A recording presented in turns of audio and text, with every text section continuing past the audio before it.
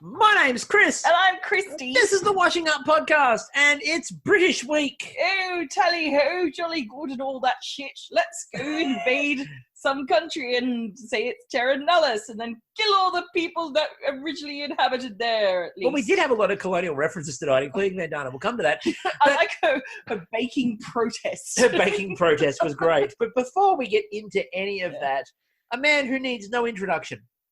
But we'll give him one anyway. No, I was going to leave it there and move on with our lives. No, Robert, ladies and gentlemen, Robert Harwood. How are we going, Robert? All good. Hello. Yes, I'm waving on an audio medium. Anyway. You're going very well on an audio medium. Yeah. I'm doing it on an audio medium. I'm doing a full rendition of the Nutcracker Suite. It's amazing. It's remarkable what she's doing. It's silent ballet. It's like silent disco, except you wear a tutu. Yep. And some toe shoes, and away you go. Silent ballet, wave of the future, ladies and gentlemen. Look, in COVID times, I mean, we're running out of things to do. So silent ballet, make it a thing. Next one, Swan Lake. Oh God. Yep. Well, I'm not preparing for my Royal Show entries anymore because that just got cancelled in Perth. So bugger. Yeah, after being relaunched, and then they went, "No, this is probably a bad idea." Yeah. So you mean they're not tasting? You mean they're not tasting cake via Zoom? No, they're not. I still like it. You know, you're still getting a show bag. You get like a free hand sanitizer, mask, and fucking body bag. Like it's just a body bag. Yeah, that's probably more like it. Oh God, the horror. Tag of that was scary. Right. Anyway. It took a dark turn. Welcome yeah, to it was the like show, it was wonderful. It was lovely. It was brilliant. You it was might genius. die. Followed by a body bag. All right. Could be helpful.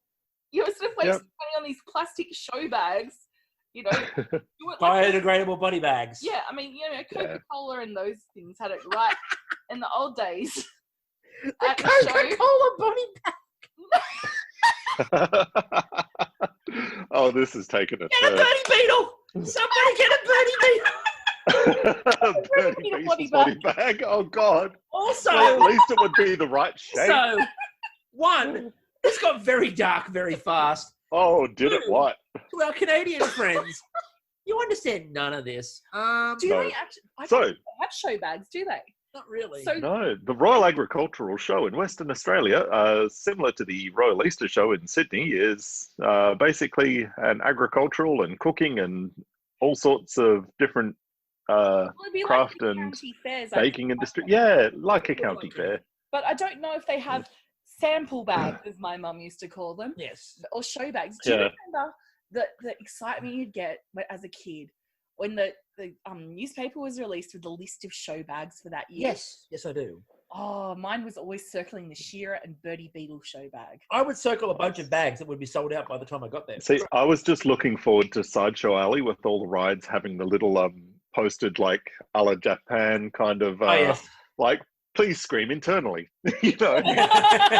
My favorite part of those was again it was all the games because I'm very good at those sort of carny games and I've told the story before on the podcast, but one of the Easter shows one year was the putting challenge, and I walked up to the adult putting challenge, and the guy's gone, no, you want that one over there, and I went, no, I don't. And I hit the ball straight down the middle, hole in one. And goes, well, ladies and gentlemen, it's just that simple. Roll up. Even a child can win. And I became part of his marketing because I just stepped up and bang straight down the middle. No. We're going to deep dive into shows. I'm sorry, but we're here now, and we'll get to British Week shortly. All right. So, Watto, Toodle, Pip, and so forth. Oh. So you guys are all talking about Sideshow Alley. I was not allowed down there. Were they worried that you'll be lost to a carny? No, my family was poor.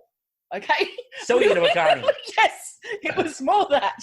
No, so Mum would pack sandwiches, and all during the day we weren't allowed to buy anything. We weren't allowed to buy our show bags till the very fucking end before we went to the bloody stadium to watch all the Holden Precision Driving team. Yeah, the fucking highlight of the day.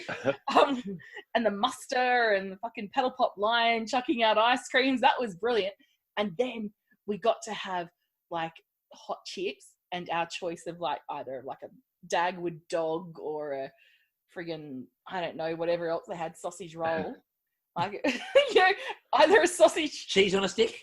No, they didn't have this back then. This is the original. I'm talking like Horden Pavilion, like original. Oh, wow. Yeah. Mm. So I've got to tell you my royal show plans, and this is how I do the royal show each year.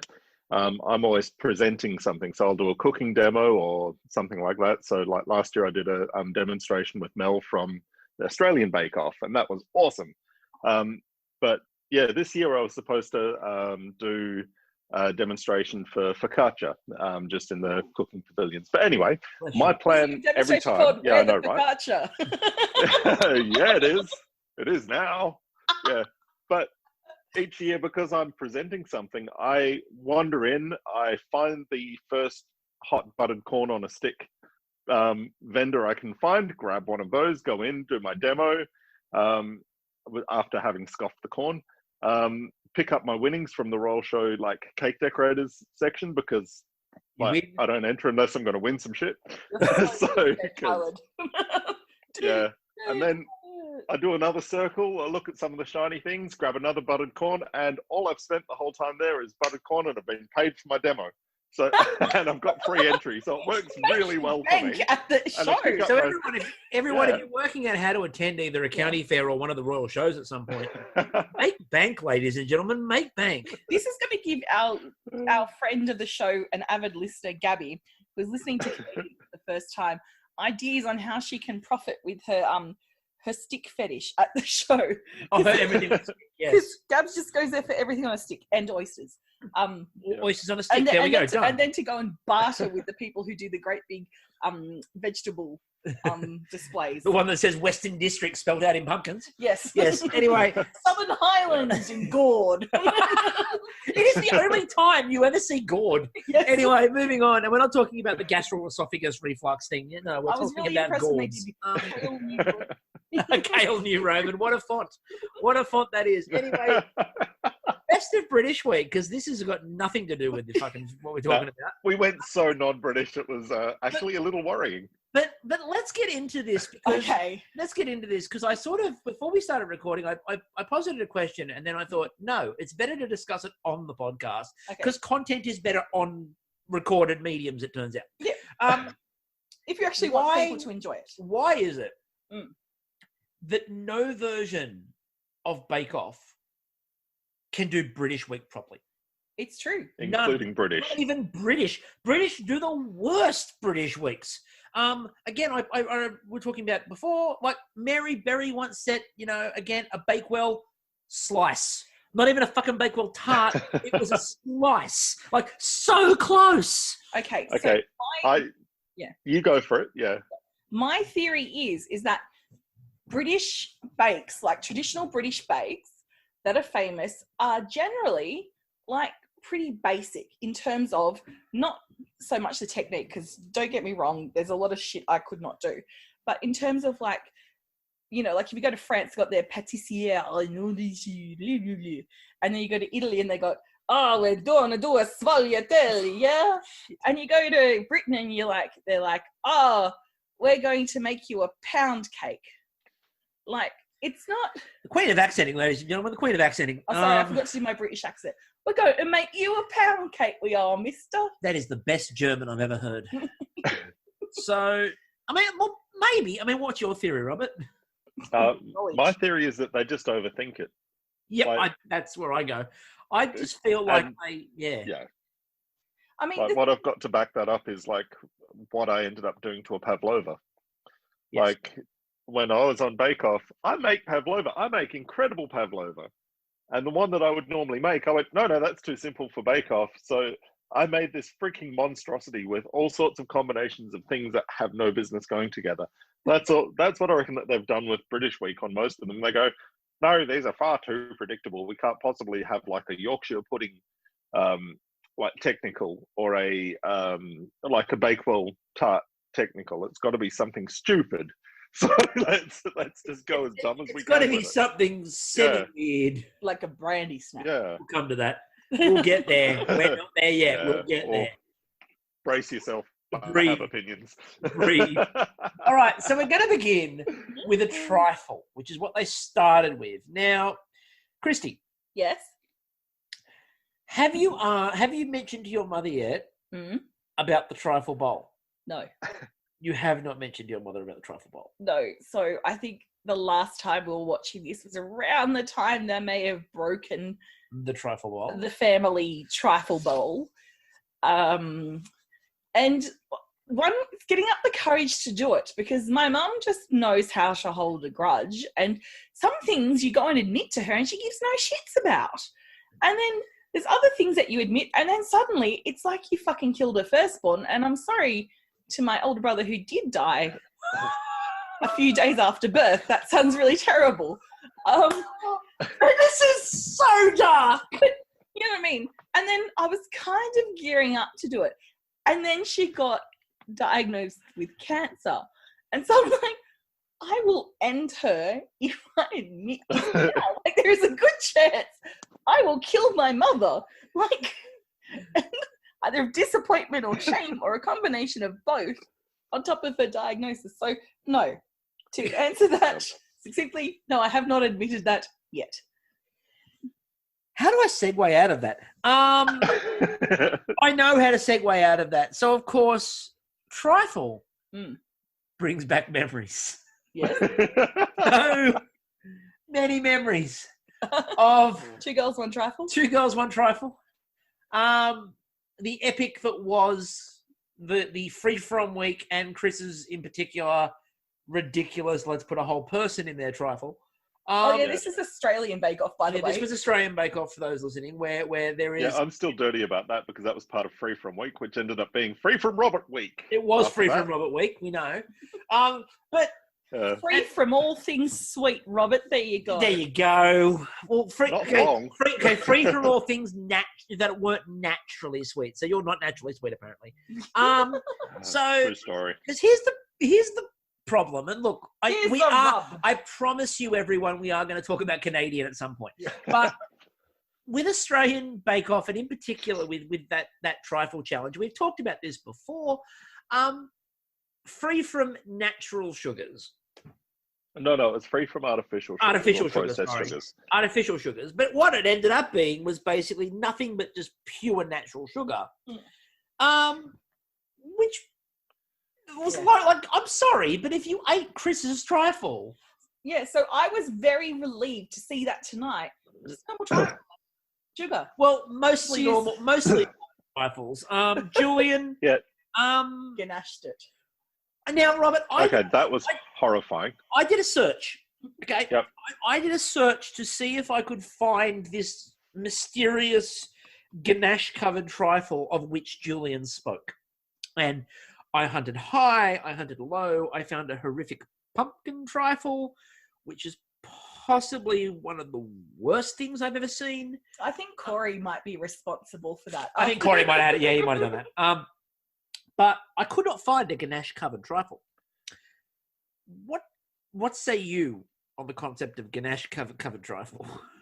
It's not really trifle because most of them that I found seem to be some version of like a red velvet ganache trifle or something like that.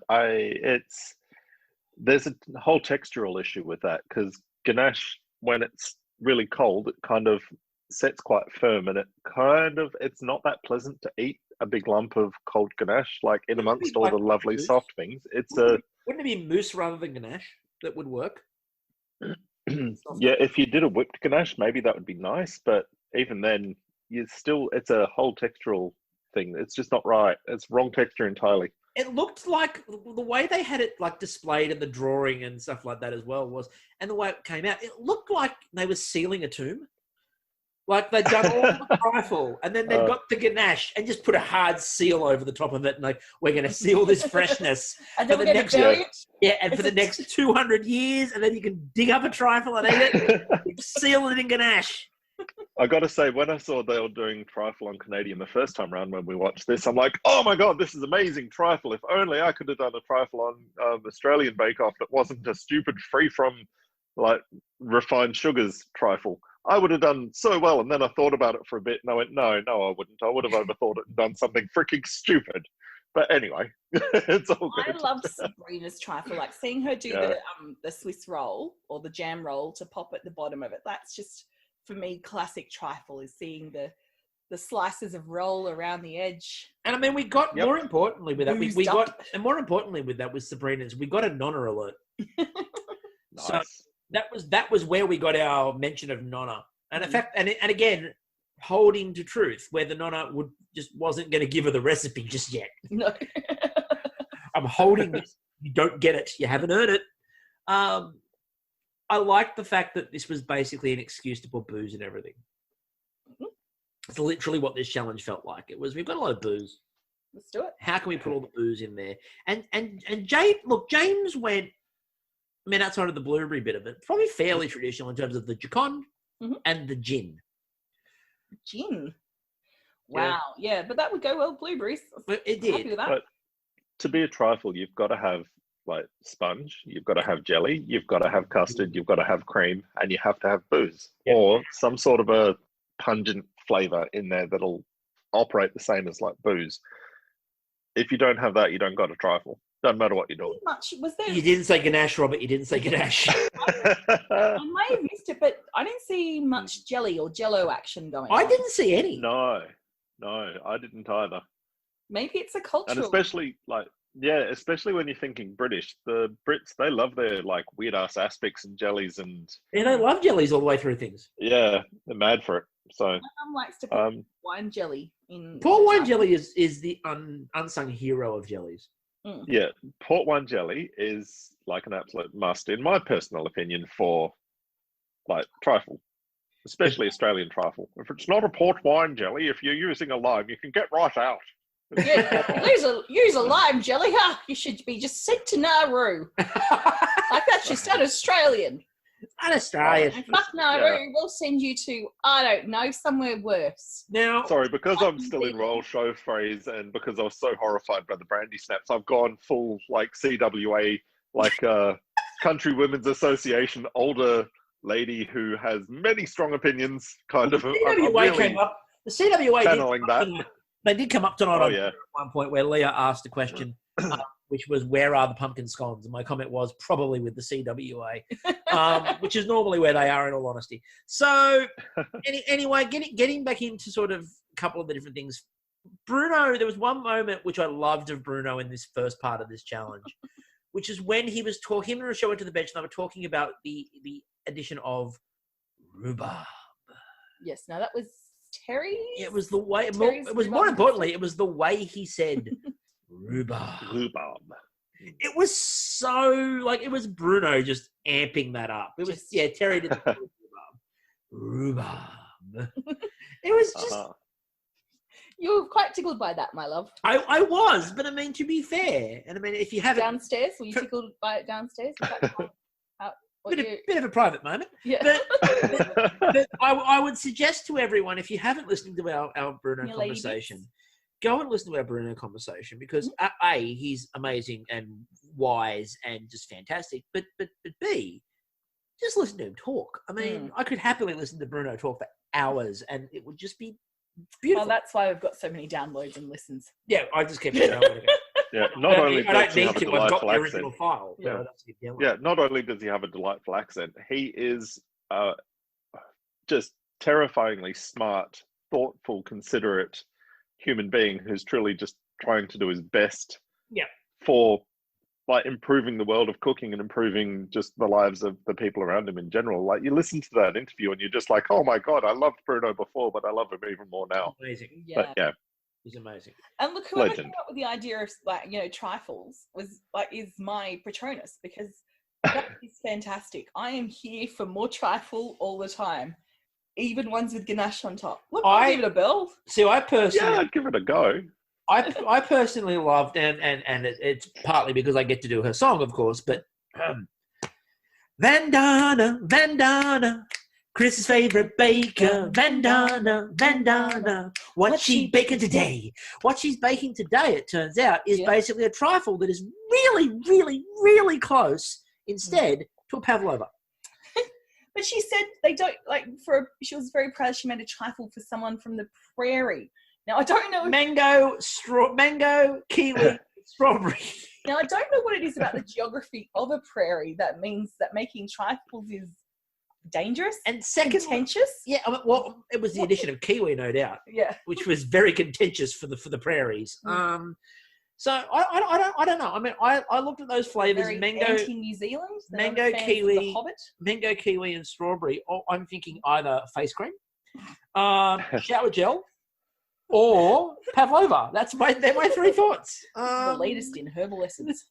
I don't know. I mean, Free pavlova of every It purchase. reminded me a lot of our North Queenslanders and our Queenslanders on, well, even Northern New South Welsh folk on Bake Off Australia when they did all their trifles. Some of the best ones had, like Raisa did roasted pineapple, and she did a few other things like that. So introducing the tropical flavors, if you do it right, it's not a bad idea. I think, yeah. It's my mum's Bandana's your favourite for a good trifle, reason. pineapple. she is. Yeah. Sorry, I was just saying my mum's secret weapon in her trifle is pineapple. Like, just Yeah, it's good stuff. Well, I worry about where you talk about your mother's cooking and talk about her secret weapons. not blowing up chickens this time. No, She's just making she's good with trifles and chocolate slice. And as it turns out, if she's using chicken in banoffee anything, pie. watch out. Yeah, she's big into making banoffee pie Although, these days. speaking of people who cook with the microwave, Linda, Yeah, I loved the microwave custard. Mhm. And Linda just looking down the camera, and like everyone else, of all the people you would anticipate saying this, Linda is the last one. She looks at the camera and just goes, "I'm using the microwave to make it because it's quicker." No, I'm using the microwave to do it because it's quicker. Because it was really fucking obvious it was a double entendre. Although I don't think she anticipated that way. No, I like doing it in the microwave. That's what she said. You were trying to... Because it's quicker. That's where it was. And I just started giggling. That's why you were giggling. I was clueless as to why you were giggling. Oh. She's a busy lady. In my work Zoom meeting on Monday, when we were doing some really important training because we're changing database systems, there may have been some things said that I just started laughing at, and I couldn't stop. Because they were so rude, and Chris has just turned away. Like, are we actually doing this now? Apparently, we are. Sorry. All right, moving right along. Can I also add in that in the judging, it's the happiest the judges I think have ever been.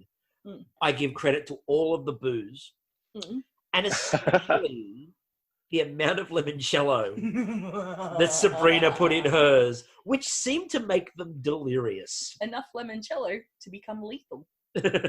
Nice. Limoncello. But none of them looked bad. Like, even the one with the ganache, although I was horrified by the textural kind of idea of the ganache, even that still looked like food. So let's flavoursome. that, because we mentioned it on the original run of the podcast for this series, but I want to bring this back up again. I want to break down this narrative that James's bakes always look ugly. It was a trifle. Bullshit. I thought James's trifle looked great. Like, what the fuck did they expect it to look like? I don't know. Well, you saw Linda's. Like, she put sugarwork on the top of hers like that. That's not what you're supposed to do, though. I mean, it looked great, but it's not what you're supposed to do.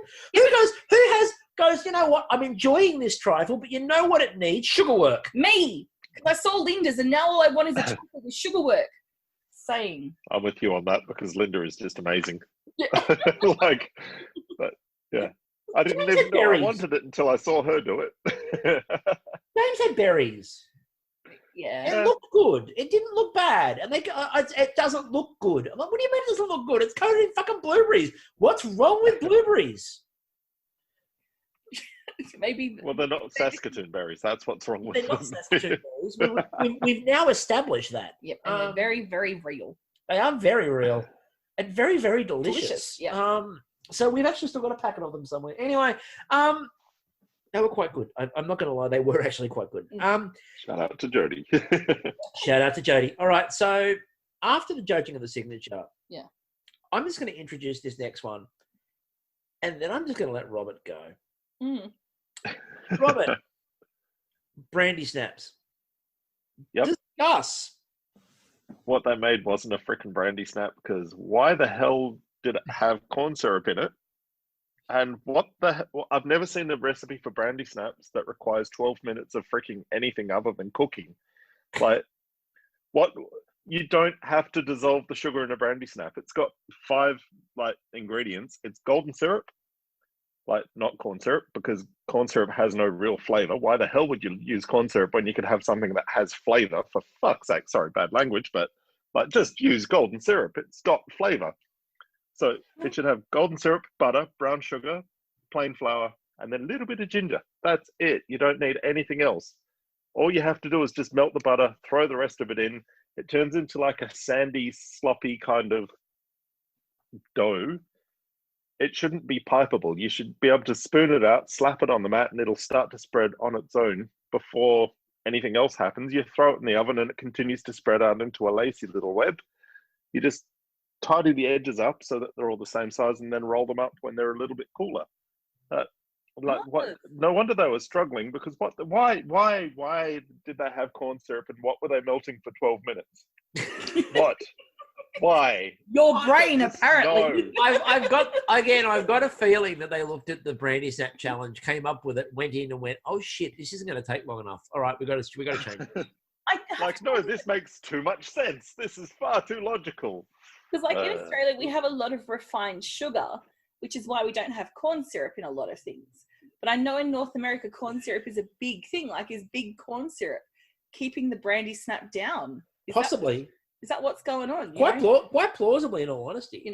Forcing Canadians to endure second-rate brandy snaps. What they really should have done, right, if they wanted to go with the original recipe and just, make it difficult, they're Canadian. So what they could have done is the instructions were, make brandy snaps, roll them, pipe. That could have been it. That could have been 3 All I had to do was just instructions. give the ingredients even. Yeah. And they would have had better results. They all did reasonably well, because I realize I'm a bit weird. Brandy snaps are one of my favorite foods, so I learned very early on how to make them because no bastard was making them for me, and I'm like, no, I want brandy snaps today. I am making brandy snaps, so I got really good at making them just because I like to eat them so much. See, but also to poke the bear a little bit. Oh, here we go. Yeah. I pointed out that I don't mind just the flat biscuit itself. Yeah, but you buy from the Cookie Man, but all the Cookie Man cookies taste the same. I'm following James's rule, which is you don't make brandy snaps, you buy them. That's why he left the UK. Which is why you go to the continental delis and buy your brandy snaps from there or from a patisserie, because they actually taste like them. Not every other biscuit at the Cookie Man. That's not even going to work, because Robert is about to tell us that, no, you make them from scratch. Well, what do you do with brandy snaps? I get that most people don't have the time, but if you want a real brandy snap, the ones that you buy from the shops are too hard. They are too hard and crunchy. A brandy snap is supposed to be a soft, delicate little net of crunchy little delicious bits. It's not supposed to be something you just about break your teeth on, like the bullshit that you get at the shops, which is made with frickin' corn syrup and doesn't taste right. I love the fact that it has taken us years to find the thing. This is a hill I will die on. Again, a thing I will ask people, all students, all the time, whenever they're going off their head and getting angry about something, I'll go, is this the hill you're prepared to die on? For Robert, yes, Brandy Snap Mountain is the place. Welcome to 2020, folks. The nicest man in Bake Off. Brandy Snap Mountain. Snapping for brandy snaps. So can I just confirm? So the brandy and the brandy snaps goes into the cream that goes in the middle. Is that correct? Or is it just no brandy? Actually, etymologically, yes. Here we go. The brandy part of the brandy snap refers to the way that it's cooked. So it's kind of a derivation of branded, meaning that it's just cooked hot on a flat. Anyway, it got nothing to do with brandy. I'm here for branded snaps, though. Ooh, that sounds a bit S&M, doesn't it? Now, a bit more 50 Shades of Baking. What I really appreciate, if you do add brandy to the brandy snap dough, it'll lighten it a bit, but there's not really any need to if you just make a frickin' proper brandy snap without all the bullshit corn syrup and stuff. Anyway, or you can be Sabrina and literally just throw the entirety of the Grand Marnier you're given into the cream and go, oh well. which worked because she came first in the technical. But like, she literally just all the booze. But she'd also, but also she's just good. She'd plied Dan with limoncello before. She'd already filled everyone with limoncello. she'd done a groundwork here. It's like the end of an Italian wedding, when they come around with the little just to get everyone really smashed. It was the same thing. I mean, it's Italian principles hold. But I thought that was like, don't go to enough Italian weddings. And the other interesting, not at the moment, but more interestingly, I think as well, like Robert was complaining about the idea of the cornstarch ones. You'll break your teeth on the corn syrup ones. Well, I mean, Vandana's got you covered, Robert. Because Vandana obviously thought, you know what? I don't want people breaking that. How can I do this? I mean, they look great, but how can I? And the answer was just make them soggy. Oh, you can. Oh, she won fucking Star Baker. She's your favourite baker. She is, and she wants to be your most hated baker. She is, and she won Star Baker, so I can do this. Also, poor Julian, who just... But also, if you've never seen a brandy snap or never eaten a brandy snap before, how would you know? True. The other interesting part was Julian's were chewy. Look, to be honest with you, I think that's a bigger crime. Yeah. I think chewiness is a bigger crime than soft. And I thought it was really interesting too that they were getting stuck in about the idea of the ones that were shattering.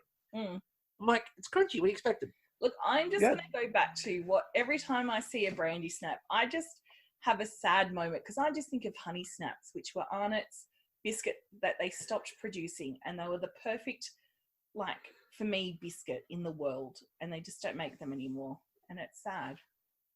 Oh. And we're done. Yeah. So, in the technical. Bertie Beetle body bags. Yeah, back to Bertie Beetle body bags. So, Julian's was 6. They were chewy. Vandana's were 5th. They were soft. Then you had Linda's were 4th. James was 3rd. Terry was 2nd. And Sabrina's were 1st. And they said with Terry, they wanted to see more of the netting. They didn't see enough of the netting, and that was the only difference. But, Bruno was highly impressed with both of those top 2 in particular, which they all good. They all, I liked them. Now, I think generally, like, Australians would do better with the Brandy Snap Challenge. We've got more exposure to them. It's a little bit more culturally our thing.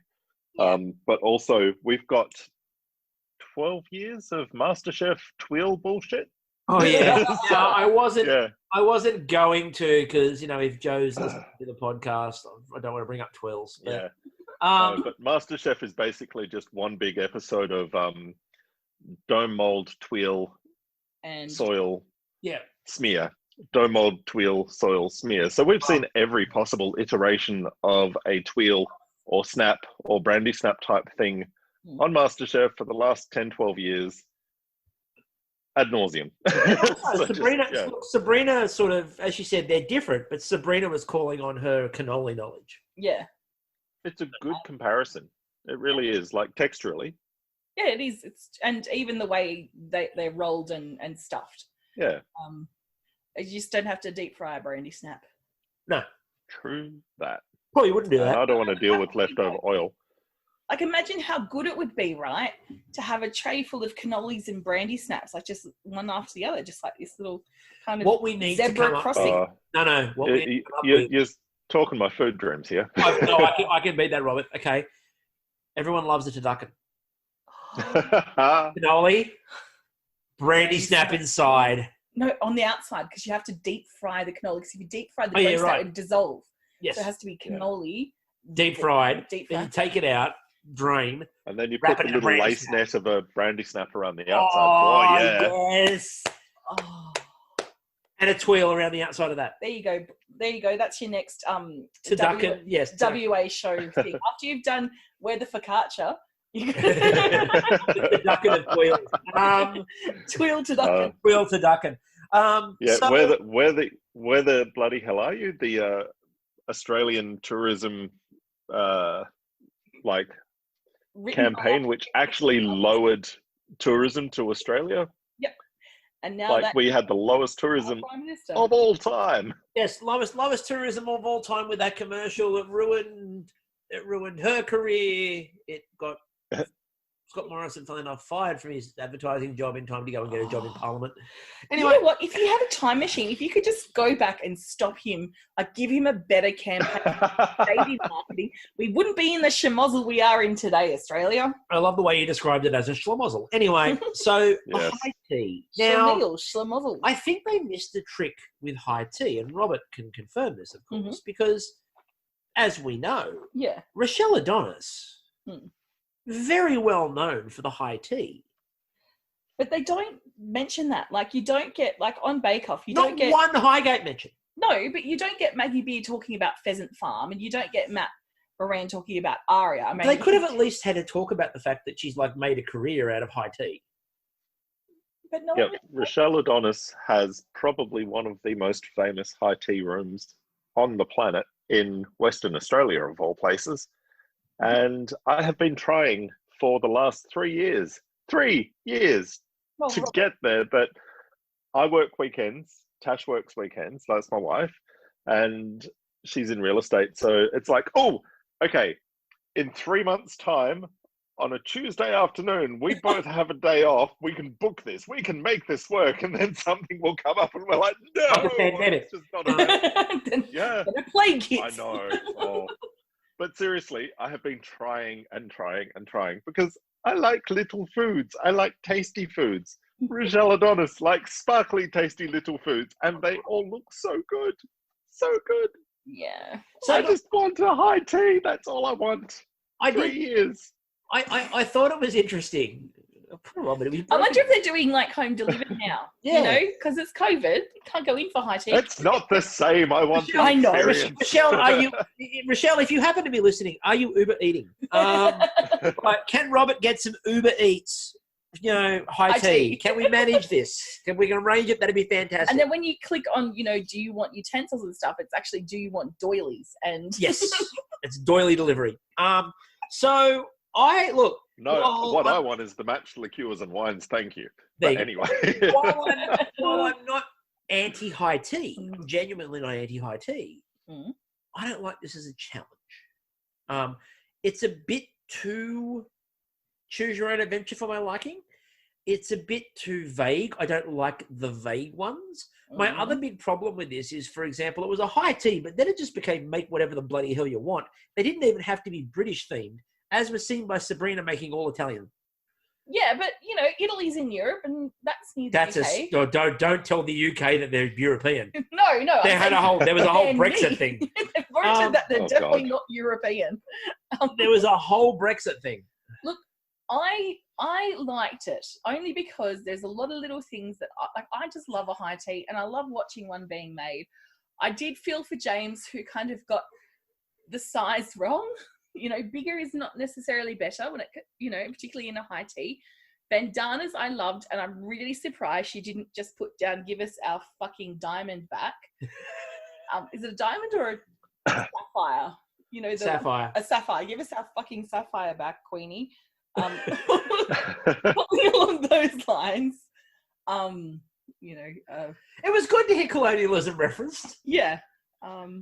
Just not enough. But I think, look, I don't hate high teas, but I like a challenge which has a bit more to it, a bit more structure to it, a bit more. My argument is there needs to be one sort of generic common element. Yeah, which was, you have to do a savoury, you have to do a sweet, and you have to do a something else. And they should have made them that something has to be a scone. I think something should have had to have been clearly British inspired, which it didn't have to be. They could make whatever the fuck they wanted.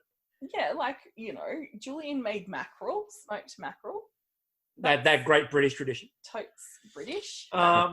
Look, again, the Yorkies were with bison, but then bison and Saskatoon berries on top of them. And that was fine.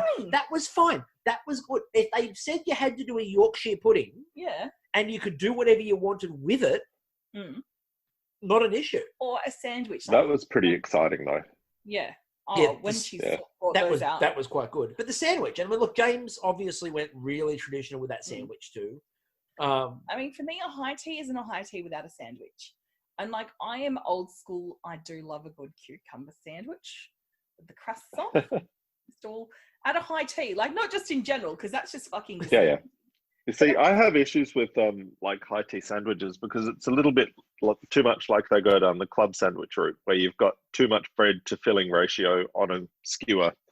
So I'm always a little bit disappointed in the sandwiches. So unless they give me a nice little triangle and it's just right with the right filling in it. James did that by, of course, providing a little triangle. James did it good. Pickle. Yeah. Pickle. But this is because high tea is an art form. You know, when it was brought in, it was something that you got dressed up to go and do fancy pants places.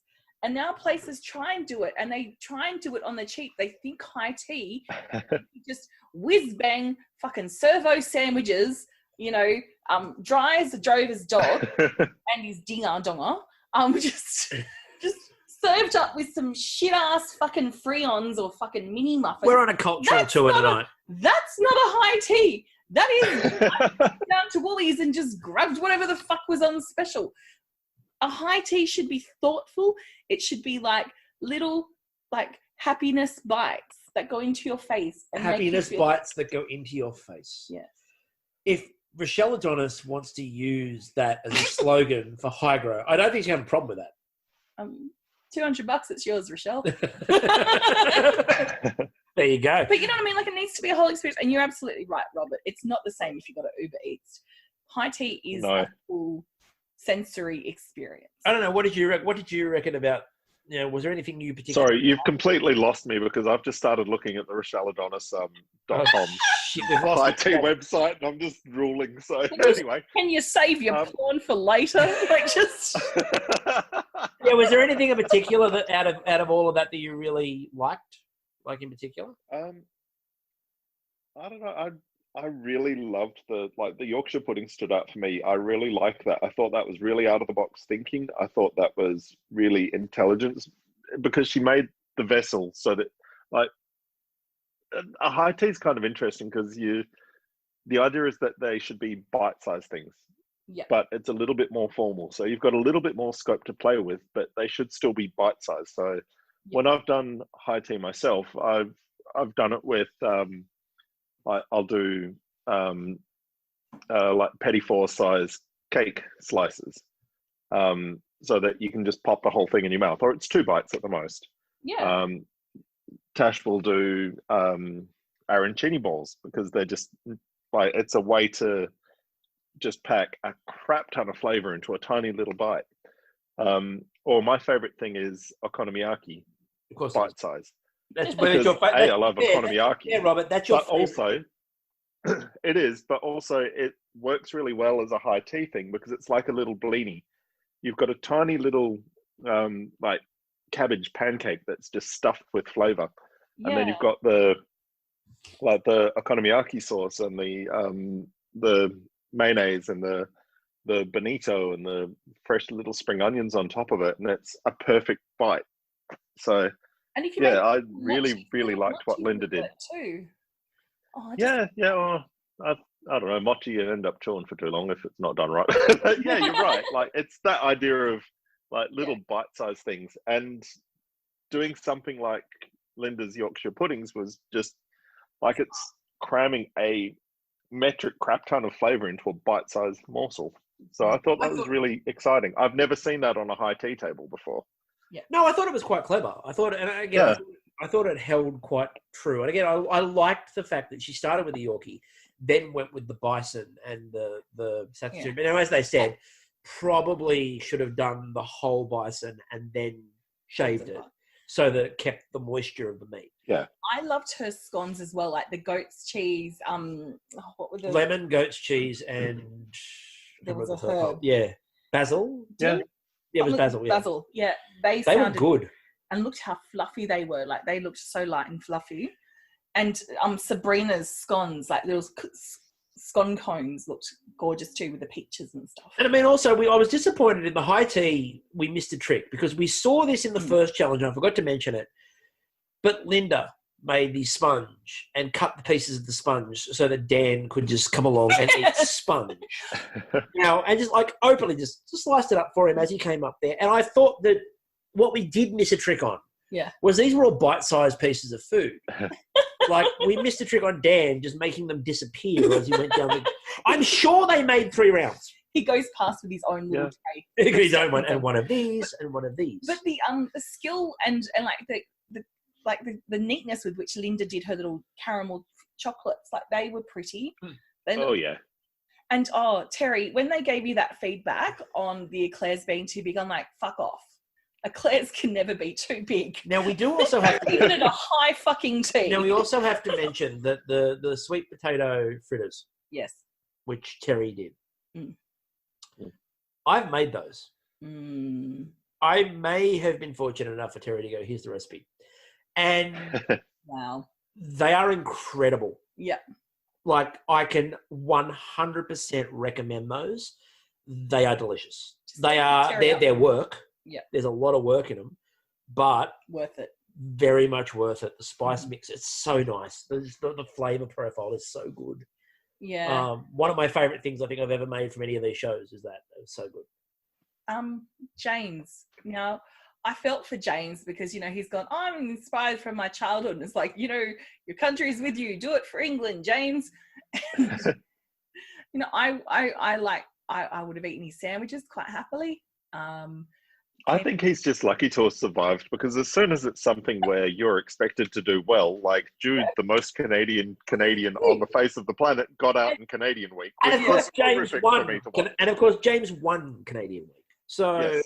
So I think he was lucky to escape this week. Like, he did well because James's flavors are incredible, but he did well because, like, it's English, like British week, and you survived British week as a British person. You did okay. Like, just be grateful for that. It does feel like they lined it up for this week for him to get, like, gunned down. Like, they set it up. I didn't do, like, little mini, like sausage rolls or, like, toad niol. Well, okay, so on that point, can I just make mention again? I put it out on Twitter, but I think it bears repeating. I got super excited when Sabrina was making her little sandwiches. Yeah. Because she made rounds. Yeah. And what excited me was it looked like she was going to make a fuck ton of toad in the hole. Because there was just all this bread with a center cut out. And I'm like, where's the eggs? Quickly, get the eggs. Toad in the hole coming in. Right? I'm like, that's an interesting choice for a high tea, but I'm here for it. Totally. With the cheese as well. Yes. I'm just like, toad in the hole. Yeah. Like, that would have been too big, but still, toad in the hole. Because you're tiny ones, you get little quail eggs in a little bit of toast. Just baby. A toast wedge. It's a caviar. Okay. Caviar toast. Not a toad in a hole, it's a tadpole in a hole.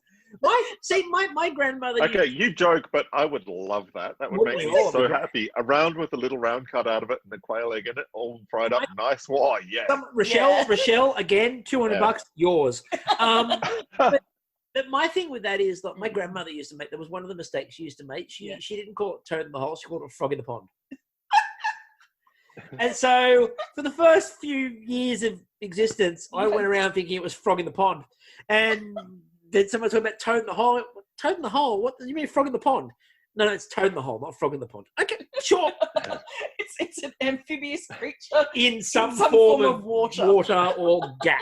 It's an axolotl in a billabong.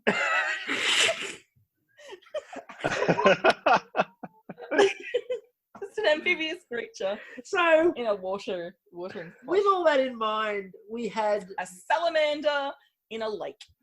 With all that in mind, That's too boring. With all that in mind, we had our star baker this week. A geezer is like technically. No, it's a geyser. A geezer is an old British man. Geyser. That's technically water. No, I want a geezer and a geyser now. No, you'd have a geezer and a geezer and a geyser. A geezer and a spa. Now, I like that there a geezer and a geyser because he's being blown up in the air and sort of, oi, what's all this? That is quite fun. Get out of my head. So, everyone on the podcast, listening to the podcast, just got an example of when our minds just combined for 5 minutes. So, our star baker is, of course, Vandana. Can we, before we get there... Vandana. That's great. His favourite baker, Vandana. What's she baking today? Yay! Terry's bacon cut into animal shapes. Like, Yes. I still like her respect. Like, I'm not going to cut this into the shape of a pig. Just respect. I mean, look. I mean, everyone's talked about the idea of, if you get enough bacon and ham, can you reassemble it like a jigsaw puzzle?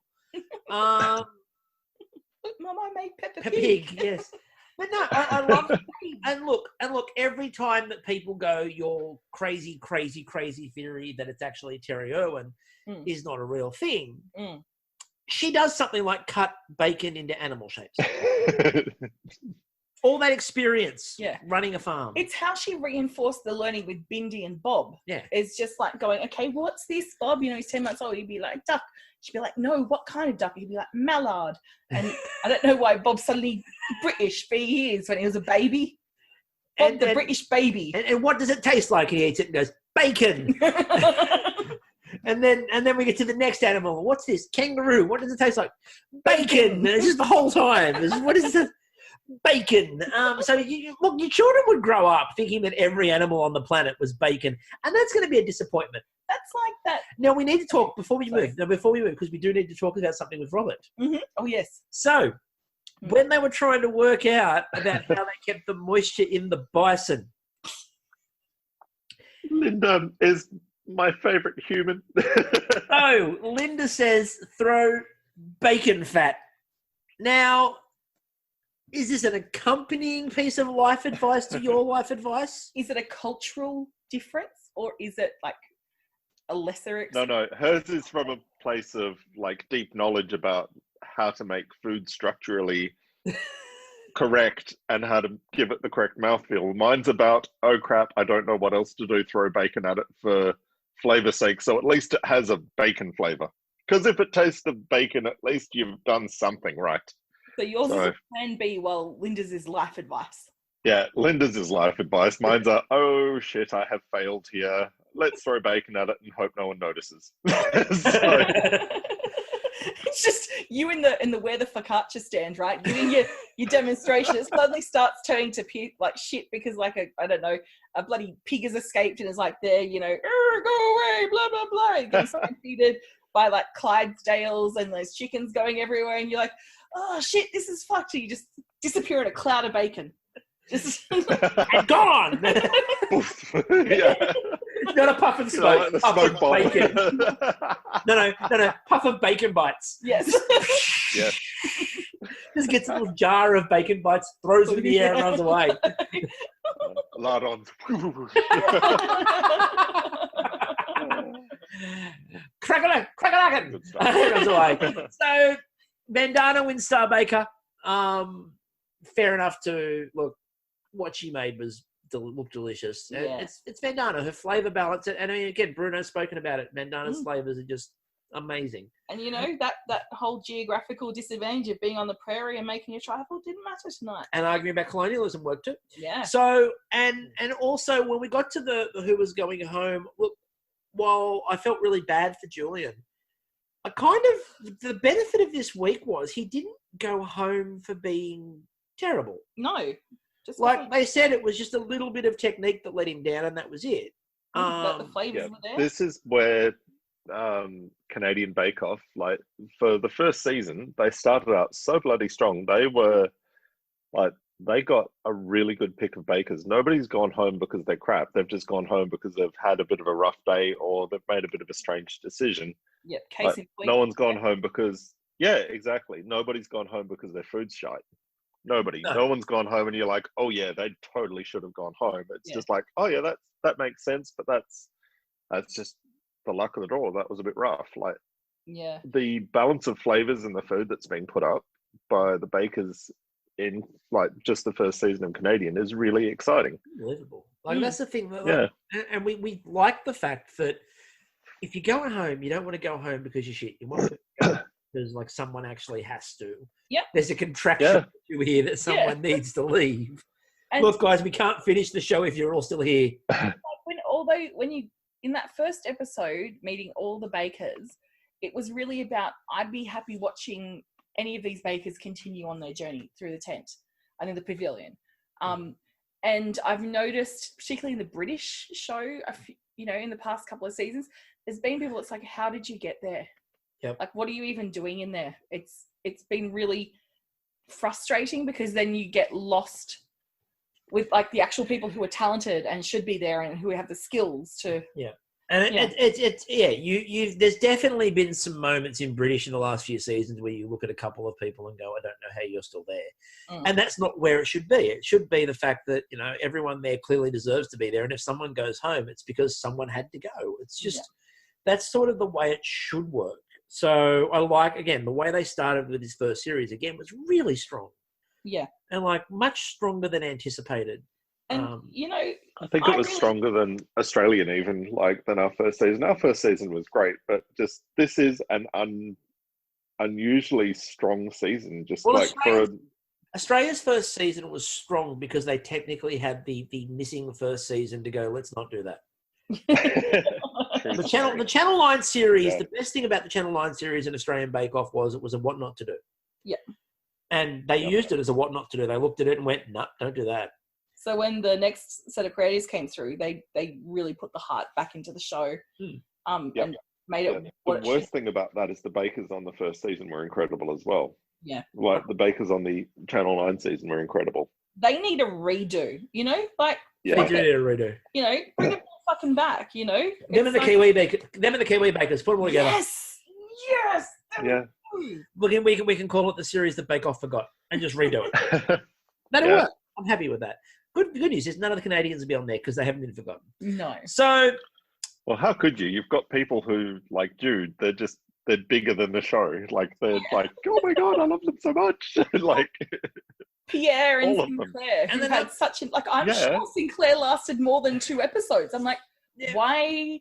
Like, again, Corey, like the same thing. Like, go home, you're like, oh my god, I'm sure you were there longer.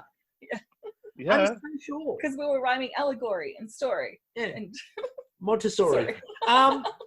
So next week, I really recommend for everyone that you do make the time to watch next week's episode. Absolutely. The showstopper in next week's episode is one of the best showstoppers, I think, in any series of Bake Off. Yeah.